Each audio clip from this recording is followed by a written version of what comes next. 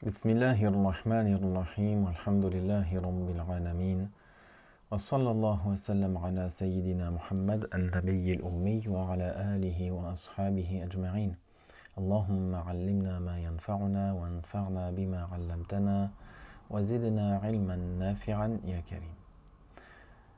أما بعد فنكمل في دروسنا من كتاب مختصر القدوري للشيخ أبي الحسين أحمد ابن محمد المعروف بالقدوري رحمه الله تعالى. فوصلنا إلى كتاب الصرف. Nous continuons notre cours dans le livre Mukhtasar al-Quduri du Cheikh Abu al-Hussein Ahmed fils de Mohammed, connu sous le nom de al-Quduri rahimahullah ta'ala. Nous sommes arrivés dans le chapitre des ventes des monnaies l'une contre l'autre. Comme on l'a mentionné, quand on parle des monnaies, du prix, lorsque l'on achète une marchandise par le prix, par les monnaies, à la base, c'est l'or et l'argent métal qui sont voulus. Mais par la suite, dans le chapitre de Sarf notamment, il mentionne tout d'abord certaines conditions lorsqu'on vend l'or contre l'or ou l'or contre l'argent métal. Mais il y a aussi certains de ces jugements, bien sûr, qui vont s'appliquer également aux autres monnaies qui auront le même statut, les monnaies fiduciaires, le dollar, l'euro, etc., qui auront les mêmes, qui vont rentrer sous les mêmes conditions que l'or et l'argent métal. فقال رحمه الله الصرف هو البيع إذا كان كل واحد من العوضين من جنس الأثمان. الصرف, c'est lorsque l'on vend, c'est la vente, et chacune des deux contreparties, elle est de la même monnaie. Elle est de la même monnaie. C'est-à-dire, elle rentre dans le cadre ou elle rentre dans le statut de monnaie. Que ce soit de l'or contre de l'or, de l'or contre de l'argent, des euros contre des dollars, et ainsi de suite. فإن باع فضة بفضة أو ذهبا بذهب لم يجزه إلا مثلا بمثل وإن اختلفا في الجودة والصياغة.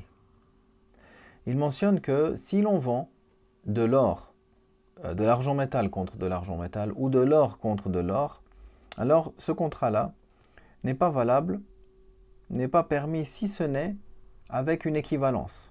Lorsque c'est or contre or, argent métal contre argent métal, il est impératif d'observer l'équivalence. C'est-à-dire ici l'équivalence dans le poids. Même s'il diverge concernant cette chose en or-là qui est récente ou cette autre chose en or qui est récente. Ou si on a de l'or brut d'un côté et on a de l'or qui est façonné de l'autre. Même si ça diverge en cela, on doit impérativement avoir une équivalence dans le poids. Que l'or soit récent, qu'il soit nouveau ou qu'il soit façonné ou pas.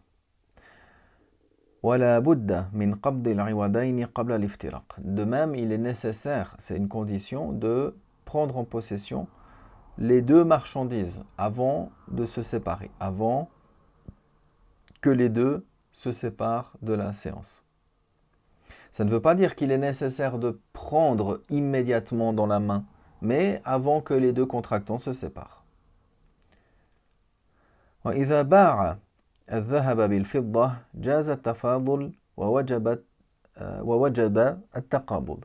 Maintenant, si on va vendre de l'or contre de l'argent métal, c'est-à-dire il y a une différence entre les deux monnaies.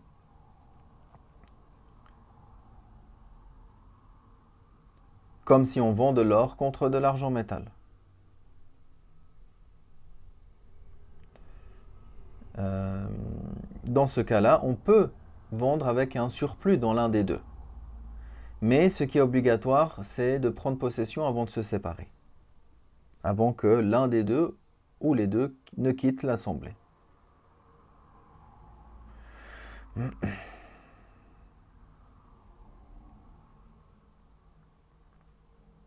قال وإن افترقا في الصرف قبل قبض العوضين أو أحدهما بطل العقد. Si ils se séparent dans le contrat de sarf avant la prise de possession respective des deux marchandises ou de l'une des deux, alors le contrat est annulé. لماذا؟ لفقد شرط الصحة وهو القبض قبل الافتراق. Pourquoi? Parce qu'ils auront manqué la condition de validité qui est la prise de possession avant la séparation.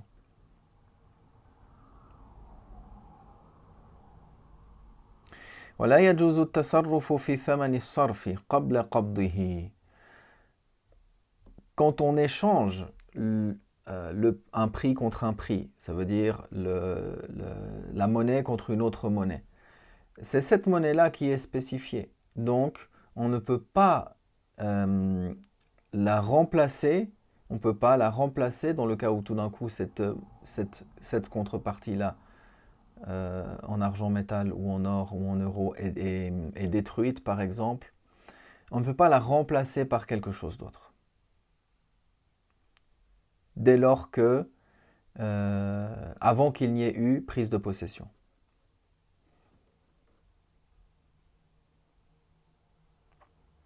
ويجوز بيع الذهب بالفضة مجازفة. Et il est permis de vendre de l'or contre de l'argent métal. Mujazafa, c'est la vente sans qu'il y ait une pesée.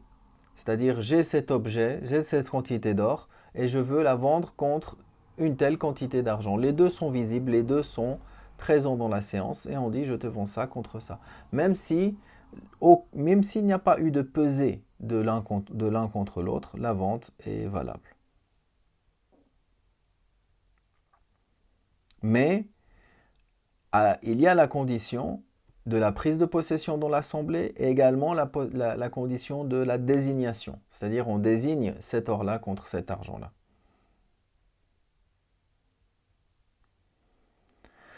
ثم قال ومن باع سيفا محلى ب100 درهم وحليته 50 درهما.